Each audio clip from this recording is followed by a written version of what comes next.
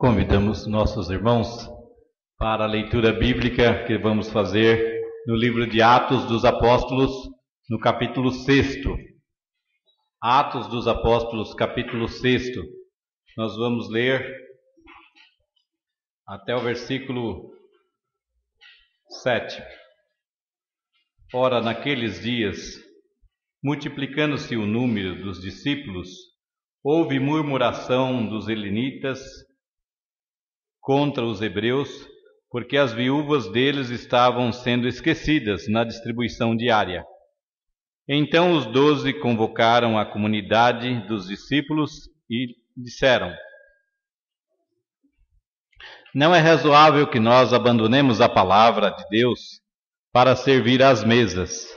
Mas, irmãos, escolhei dentre vós 7 homens de boa reputação, cheios do Espírito Santo, do Espírito e de sabedoria, aos quais encarregaremos deste serviço. E quanto a nós, nos consagraremos à oração e ao ministério da palavra. O parecer agradou a toda a comunidade e elegeram Estevão, homem cheio de fé e do Espírito Santo, Filipe, Prócoro, Nicanor, Timão, Parmenas e Nicolau, prosélito de Antioquia. E apresentaram-nos perante os apóstolos, e estes, orando sobre eles, impuseram as mãos. Crescia a palavra de Deus, e em Jerusalém se multiplicava o número dos discípulos. Também muitos sacerdotes obedeceram à fé. Que Deus abençoe esta palavra e aplique aos nossos corações. Vamos orar. Senhor Deus, estamos diante de Ti, estamos na Tua igreja, estamos, ó Pai, congregados em Teu nome. E, Senhor, estamos diante do Teu livro, diante do livro, Senhor, que ensina as nossas vidas, o nosso caminho, para seguirmos a Ti de perto. Pedimos, ó Pai, que neste momento o Senhor mesmo, pelo Teu Espírito, esteja, Senhor, abrindo os nossos olhos, abrindo os nossos corações, sensibilizando, Senhor, cada um de nós, para que esta palavra, Senhor, Tua, esteja, Senhor, eclodindo em nossos corações. Pedimos, ó Pai, que Tu estejas dirigindo neste momento as nossas vidas, em nome de Jesus, nosso Senhor. Amém. É um texto bastante conhecido da igreja, mas eu gostaria de lembrar algumas coisas desse texto, e também essas lembranças provavelmente são apenas relembrar, porque os irmãos já se lembram muito bem desse texto. Então nós temos aqui o início da igreja cristã. No início nós temos como primeiros trabalhos, ou como primeiras preocupações, os discípulos. E os discípulos, eles se tornaram depois apóstolos. Qual a diferença entre discípulo e apóstolo, Lucas? Muito bem, Lucas, isso que você está pensando está certo. O Lucas está pensando que o discípulo é aquele que aprende do mestre, e que apóstolo é aquele que é enviado pelo mestre para continuar a missão. Não é isso, Lucas? Então, é isso mesmo. Na realidade, nós tivemos os primeiros passos, da igreja, quando os discípulos de Cristo, eles foram escolhidos e depois eles se tornaram apóstolos, e porque eles deveriam continuar a mesma missão de Jesus. E aqui no começo do livro de Atos nós temos as primeiras manifestações da dificuldade da igreja caminhar. A gente às vezes pensa, não, a igreja cristã primitiva, ela foi uma igreja assim que não teve nenhuma dificuldade. Todo mundo estava crente, firme, Todos estavam cheios de fé, todos estavam abraçando a fé de uma forma maravilhosa, então eles não iam ter muitas dificuldades, não é verdade? Não é isso que a gente pensa? Muitas vezes a gente tem dificuldade e a gente fala, puxa vida, acho que eu não estou bem, porque eu estou tendo dificuldade, porque alguns problemas estão na minha frente, então acho que eu não estou bem com Deus. São duas coisas diferentes. Você pode não estar bem com Deus, isso é um fato que independe muitas vezes de você estar passando problema ou não. Estar bem com Deus não depende de você estar com dificuldades materiais ou com dificuldades financeiras ou com dificuldades emocionais. Tem apenas que, quando você está bem com Deus, certamente essas dificuldades elas serão menores, elas te abatem menos. E quando elas te abatem muito, talvez seja esse caso de não estar muito bem com Deus, quando elas realmente derrubam a gente. Segundo o que a gente aprendeu hoje, cadê o nosso pregador? O Mateus. Então, segundo a gente aprendeu hoje, nós somos quebrantados quando o quê? O que é o quebrantado? Muito bem, o que vocês estão lembrando está certo. Vocês estão lembrando que ele disse que quando a pessoa está sem forças, né, está abatida, é que ela está quebrantada. E a palavra de Deus diz que a um coração quebrantado e compungido, Deus não despreza. Isso significa que nós, quando nós nos achegamos a Deus, nós temos que ter esta humildade diante de Deus para que Deus seja Senhor das nossas vidas. E muitas vezes a gente se acha mais do que Deus, então a gente não precisa tanto de Deus. E aí a gente é onde a gente quebra a cara, porque a gente pensa que a gente pode resolver todas as coisas. Mas quando nós temos confiança em Deus, mesmo que tenhamos os problemas, nós temos paz no nosso coração. E aqui a igreja estava mais ou menos com paz, porém algumas coisas ocorreram na vida da igreja. A primeira questão é que nesse começo de igreja, alguns que se converteram eram judeus, outros que se converteram eram gregos e gentios. E os gregos, eles não eram assim acostumados com a comunidade religiosa. Eles eram mais filosóficos, eles tinham vários deuses, e então tinha uma diferença entre ser cristão daqueles que se convertiam, dos judeus, e daqueles que se convertiam dos gregos. E os gregos, eles também tinham pessoas que também estavam passando dificuldades, viúvas, né? Naquele tempo já tinha viúvas, pessoas que dependiam, não tinham família, não tinham apoio das famílias. E nesse caso aqui, as pessoas que estavam tendo dificuldade eram viúvas dos gregos, que os discípulos de Cristo, eles estavam distribuindo na casa de Deus, não era cesta básica nesse tempo, mas eles estavam distribuindo para que as necessidades básicas das pessoas fossem servidas, ou para que as pessoas não passassem aquela angústia de não ter o que comer, e nem o que beber, nem o que vestir. Então, estava sendo cuidado, porém as viúvas dos gregos estavam sendo esquecidas. E aí os discípulos, eles se reuniram, né, agora já apóstolos, e falaram: a causa de Deus não pode perecer, nós não podemos deixar de falar do Evangelho, não podemos parar de pregar o Evangelho, mas precisamos também lembrar das viúvas dos gregos, que elas estão sendo esquecidas na distribuição para cobrir as suas necessidades. E então fizeram esta reunião aqui, e nesta reunião eles resolveram eleger 7 diáconos. Então o diácono, nós temos assim, eu já falei uma vez a sequência que nós temos no Evangelho, que nós temos primeiramente a koinonia, né, que é o encontro das pessoas, as coisas em comum, e depois nós temos a diaconia, que é o serviço para essa comunidade. Então, quando nós temos hoje as nossas eleições, nós estamos escolhendo o quê?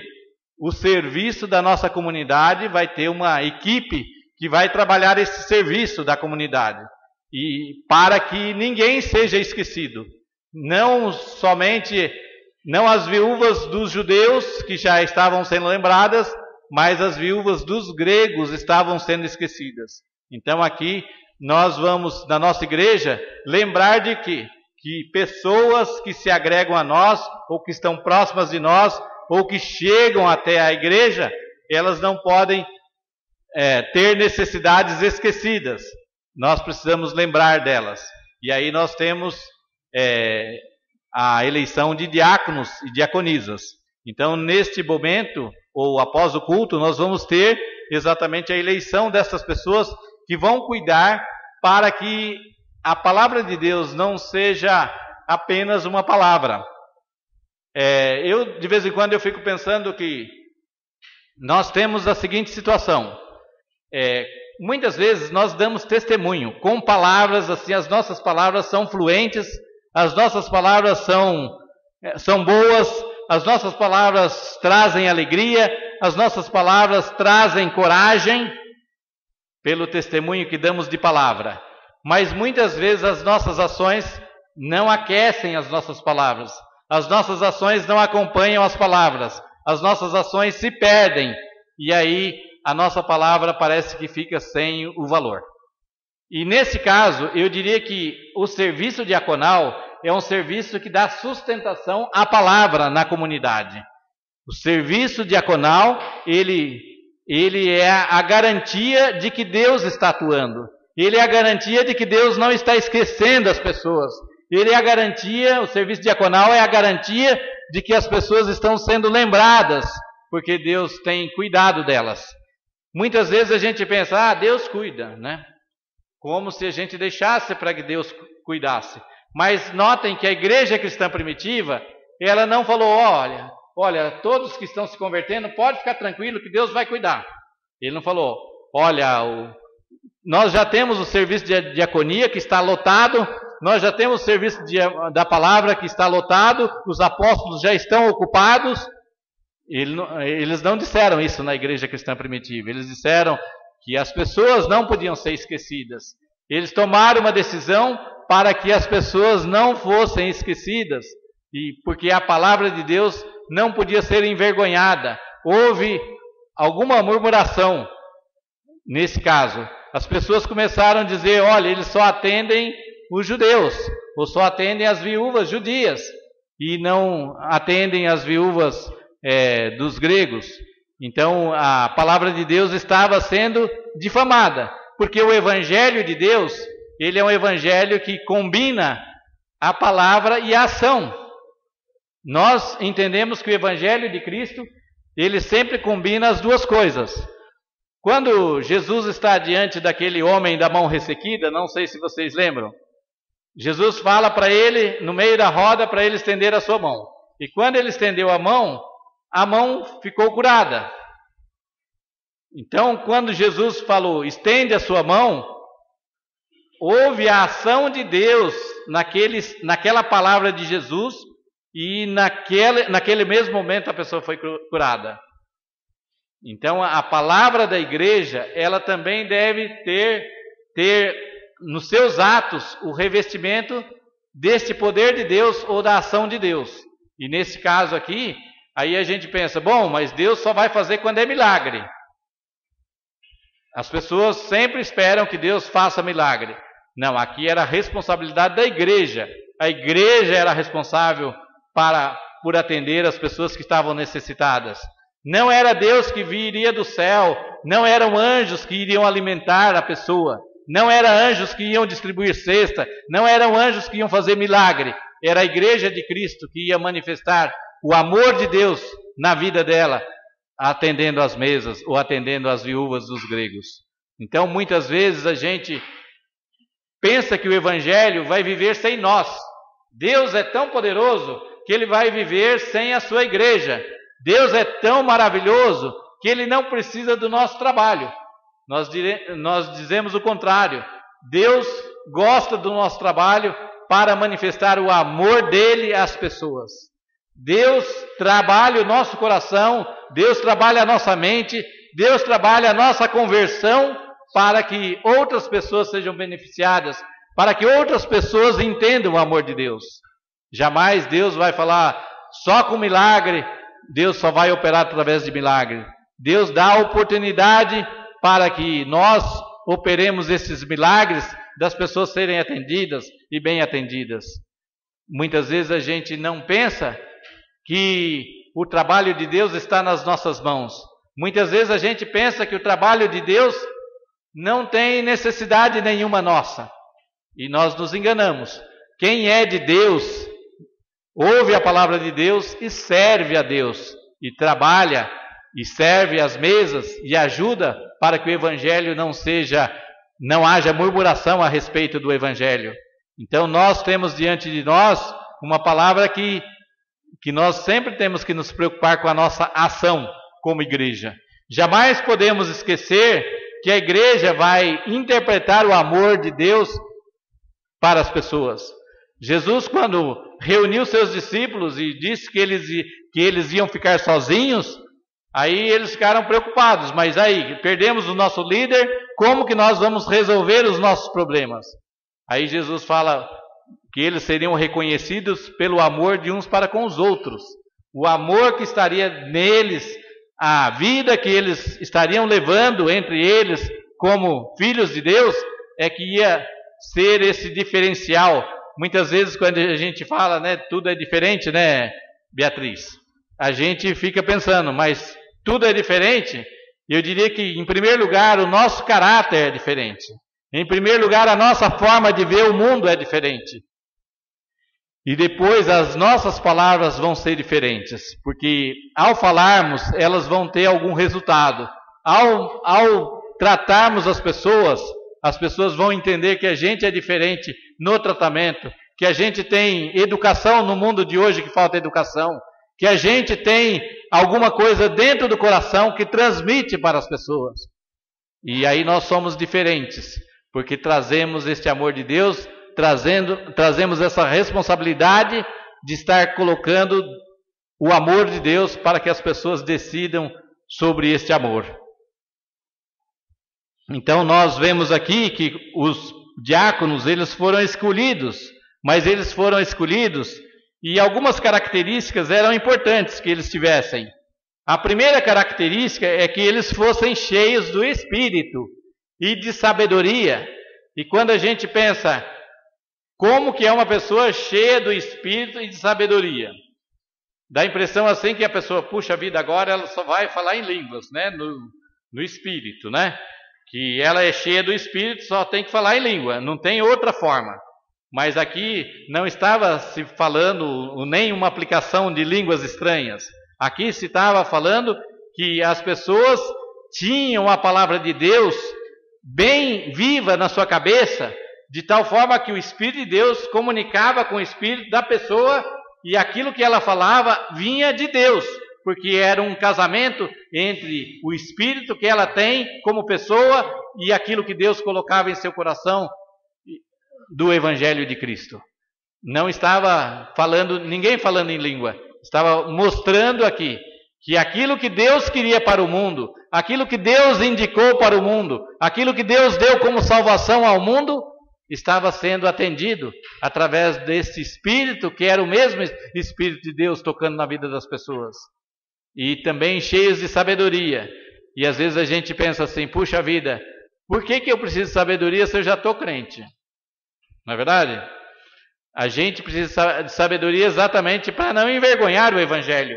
Nós precisamos pensar muito bem no Evangelho que nós seguimos, para que nós o apresentemos ao nosso mundo de uma maneira melhor.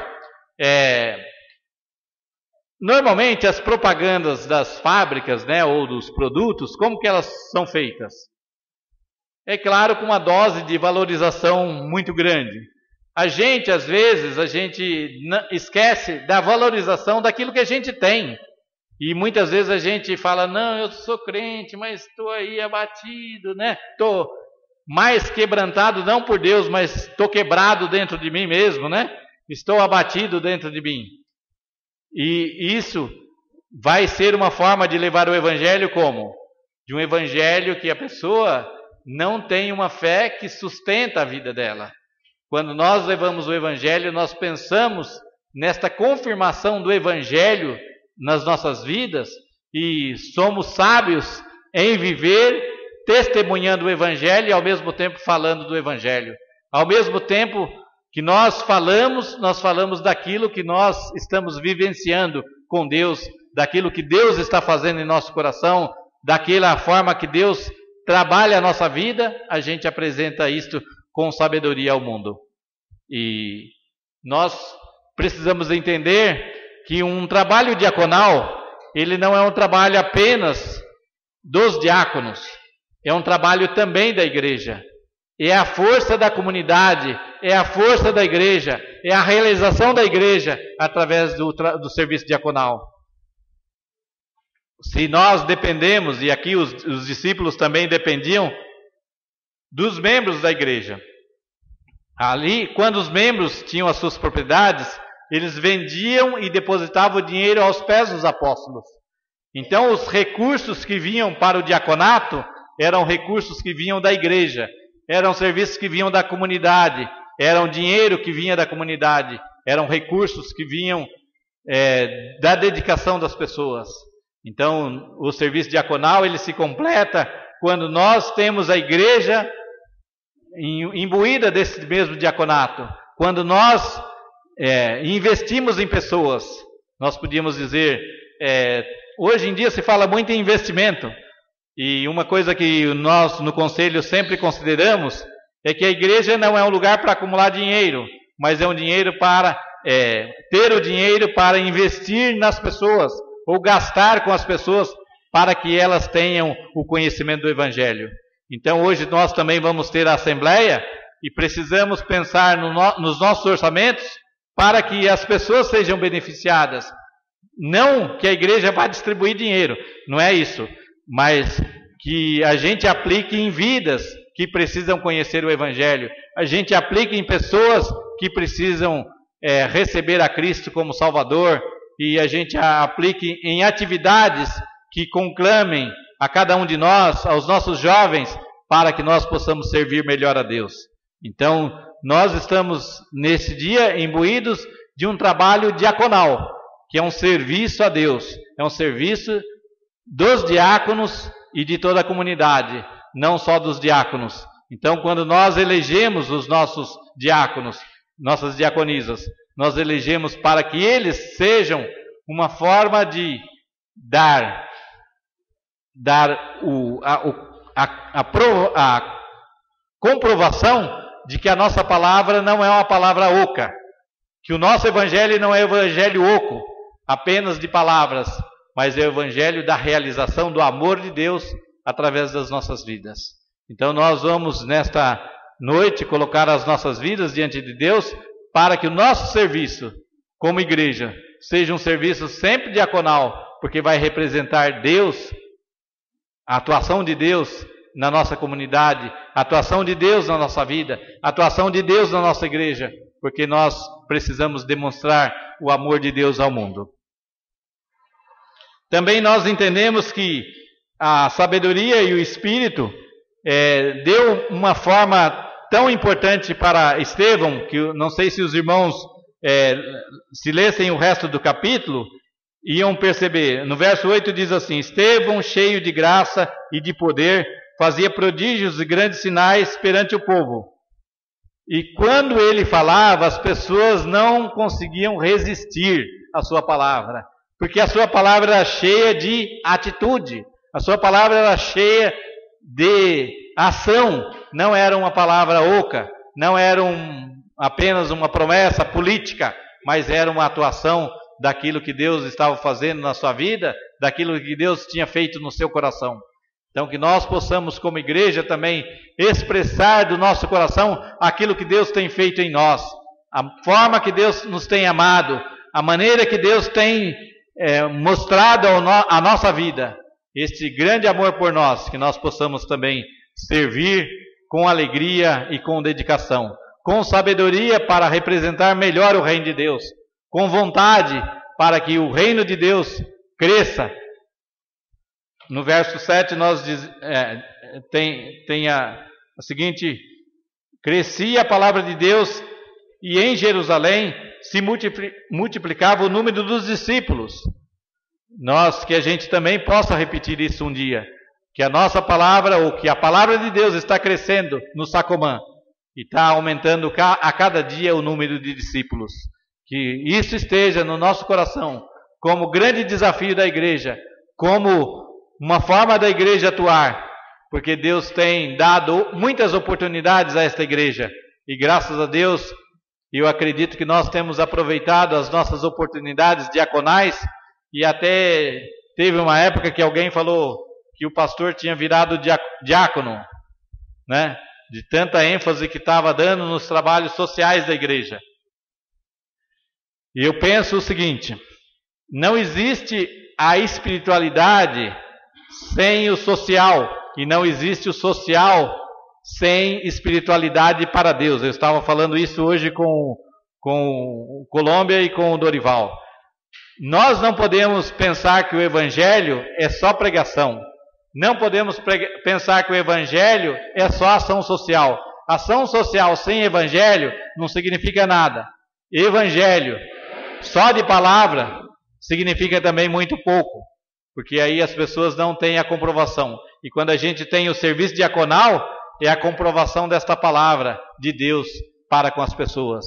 Que Deus possa então abençoar e abrir a nossa visão do reino de Deus, para que aqui esteja, tenhamos poucos ou muitos, mas que cada pessoa que vier aqui possa entender que aqui é um lugar em que a vontade de Deus, o Espírito de Deus se manifesta no coração e na mente de cada uma das pessoas que aqui frequentam. Que Deus tem manifestado o seu amor, tem cuidado das nossas vidas, e nós queremos cuidar da vida das pessoas, não daquela forma que está escrito nos para-choques de carro, cuidar da vida dos outros, mas cuidar com amor das pessoas que têm necessidades. E que Deus possa então abençoar a vida da nossa igreja.